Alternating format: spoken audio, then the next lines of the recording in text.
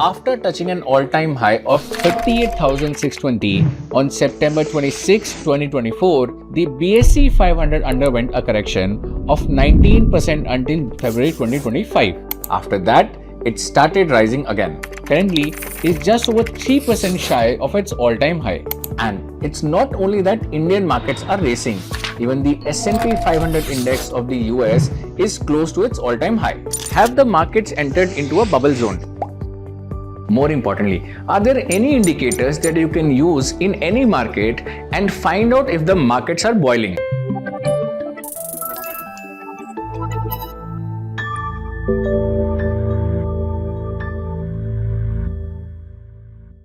Hello and welcome to ET Money's YouTube channel.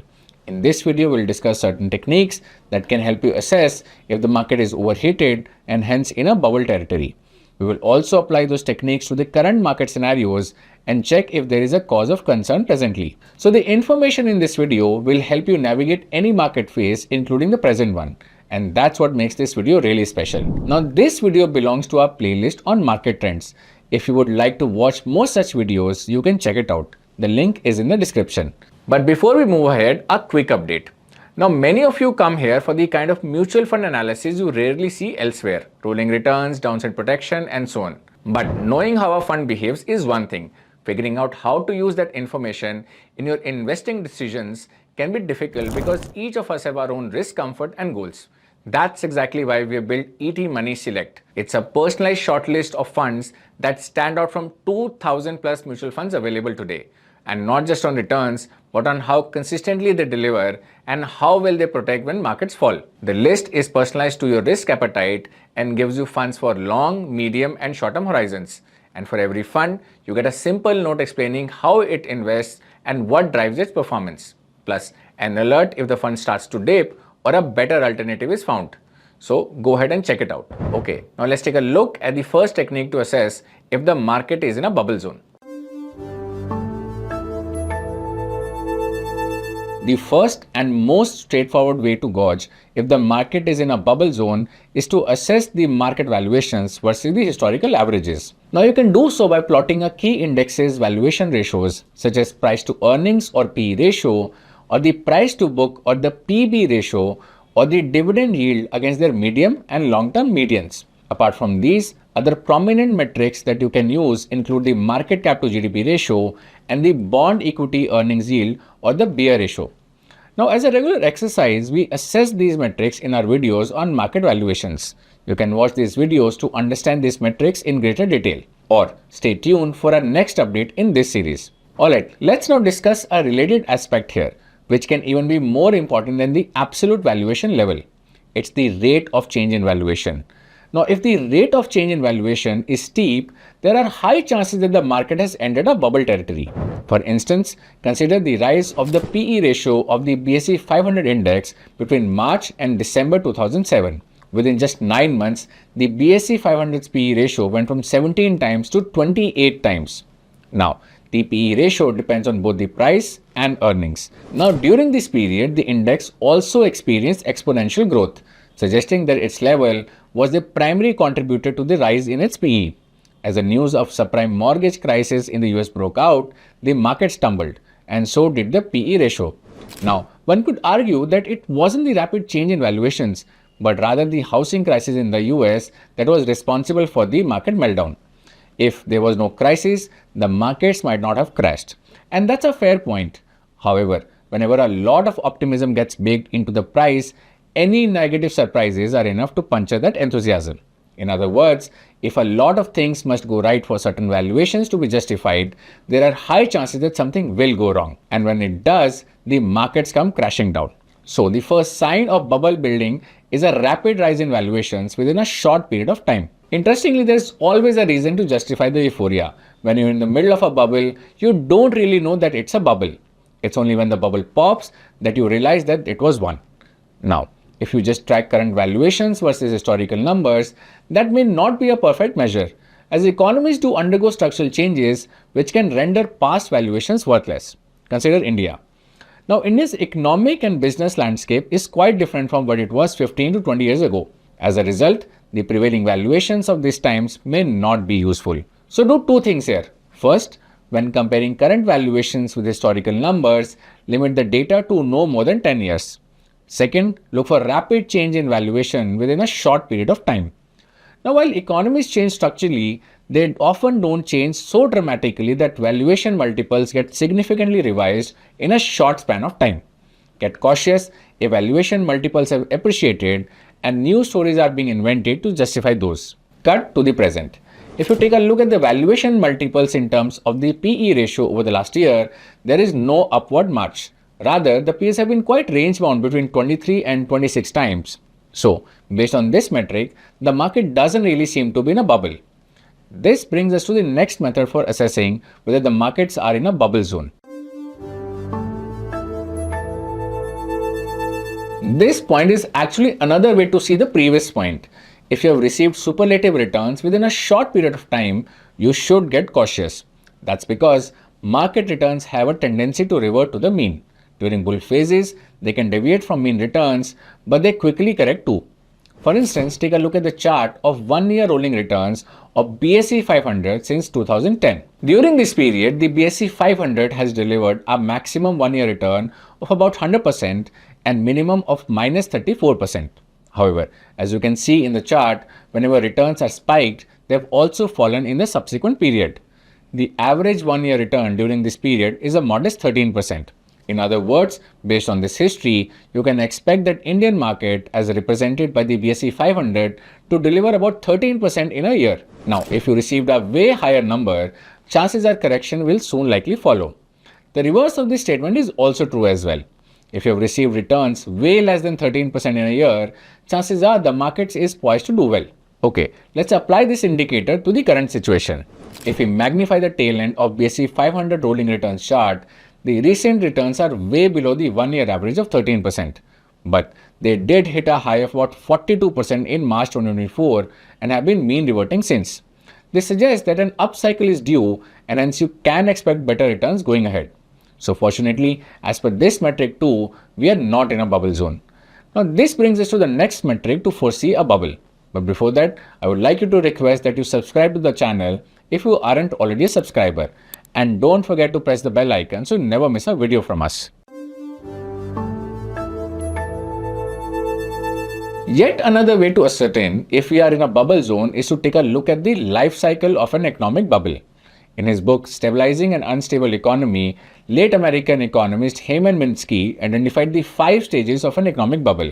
These include displacement, boom, euphoria, profit-taking, and panic. A displacement occurs when investors notice a new economic paradigm, such as new technology, low interest rate, or increased liquidity. This new paradigm attracts investors to the market.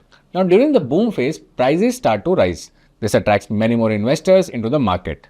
Currently, in the US context, the AI wave is a new paradigm that has taken many tech stocks and hence the index to new highs. Next, during euphoria, the prices climb to unrealistic levels.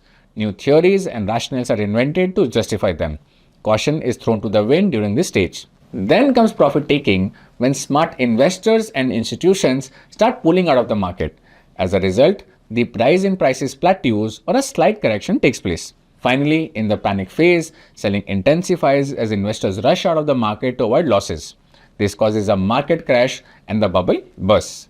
Now, you can use this broad framework to assess if a bubble is building up. Take a look at the behavior of the market participants, the news flows, narratives on business news channels, and social media, etc.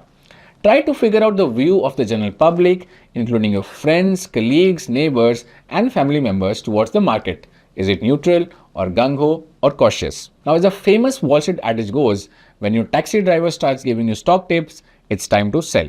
A good tool to gauge whether we are in a bubble cycle is to take a look at the interest rate cycle. An era of low interest rates usually results in higher corporate profitability, which takes stock prices higher and hence kickstarts the bubble cycle. Now, if we check the interest rate movements for the last 10 years, while interest rates have fallen by 100 basis points since February 2025, they are yet to hit a bottom. This suggests that we may be between displacement and boom as far as Minsky's bubble cycle is concerned. As interest rates decline further, the boom period may convert into euphoria.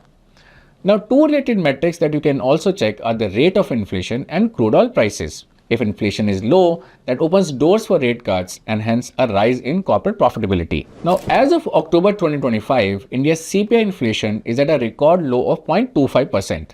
That does open doors for more rate cuts in the future. Now, since India depends on crude oil imports to manage its energy needs, low crude prices are conducive to growth and hence the formation of bubbles. Now, since 2022, Brent crude prices have trended downwards, and this is a positive for India's growth. But do note that these prices are in the USD and the INR has depreciated against the USD during the same period. So, a fall in crude prices is set off by rise in the dollar. Thankfully, India has found cheaper oil through Russia, but Trump tariffs can spoil this party. But that could be a blessing in disguise, and this would take some air out of the market, thus deflating a developing bubble, if any. US tariffs can act as a lid on the market and keep the enthusiasm in control. Overall, do keep an eye on interest rates and also its key determinants, inflation, crude oil, and USD INR exchange rate. But let me introduce an important caveat here. While it's prudent to check the bubble cycle and its related metrics, it is not that the economic system is hostage to the bubble cycle and a crash must happen. No government or central banks likes a market crash, hence they employ an array of tools to cool off the economic system when it seems to be heating up. In other words, the stages in the bubble cycle may not follow each other inevitably. The cycle may move in reverse before it reaches its culmination. Still, for the market bubble enthusiast, it's a handy tool. Now in the next section, let's discuss some other bubble indicators. A host of other indicators can indicate a market bubble and we'll discuss them now, but it's better not to rely on any one indicator. Rather, use multiple indicators and if a majority of them are flashing red, get cautious. The first factor is the general business and political environment. When it comes to a bubble, good is bad. This means if the business environment is optimistic and business leaders are confident about the prospects of their companies, that's a sign of caution. Why? Because that may take the bubble cycle from boom to euphoria. Ditto for the political environment. Amid a stable political environment and economic-friendly policies, bubbles can gain pace.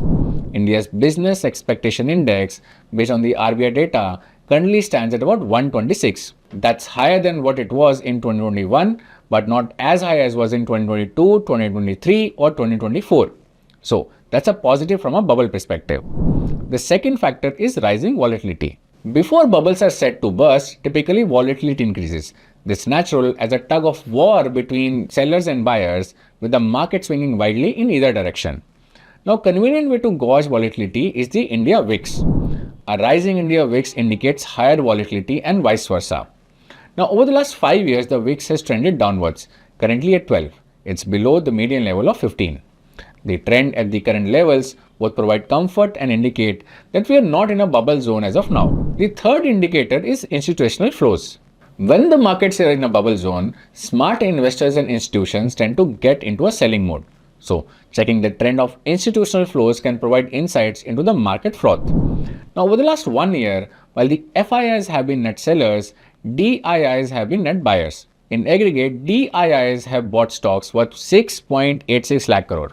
On the other hand, FIIs have sold off stocks worth 3.06 lakh crore. So, DIIs have not just nullified the effect of FII selling, but have also been bullish. Notably, in not even a single month since October 2024 have DIIs been net sellers. So, while FII's mood has been bearish, for now, that's not a good sign of a bubble thanks to the DII cushion. This brings us to the next point, a sudden rise in public interest in stocks. If the general public is going bonkers about stocks, that indicates a market going into the euphoria zone.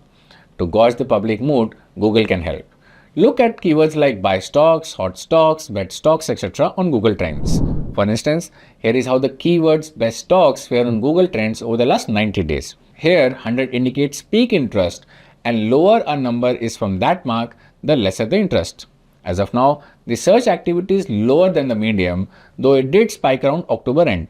A sustained high interest is what you should assess here. If speculative and opportunistic search terms frequently at 100, that may indicate rising greed levels and hence a bubble in the making. Currently, that doesn't seem to be the case.